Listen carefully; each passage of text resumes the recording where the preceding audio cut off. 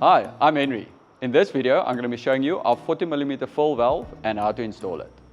What you'll find in the box: the fill valve assembly with a lock nut, a floater, the cord, a minimum and maximum level stopper.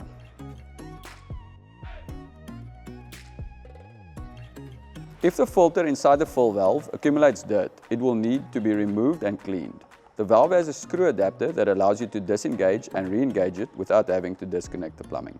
Pull out the filter, rinse it and reinsert it. After that, fill both sides of the floater with water, up to the water limit line. Drill a hole near the existing tank inlet on a suitably flat surface near the top of the tank. The easiest way to calibrate the unit would be to fit it on the outside of your tank at first. Remove the lock nut.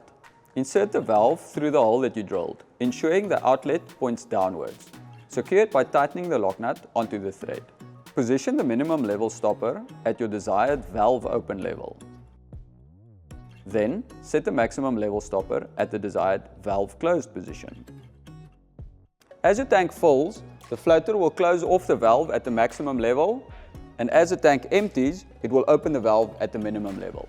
Once you're happy with the calibration of the unit, you can trim off any excess cord and install the unit on the inside of the tank.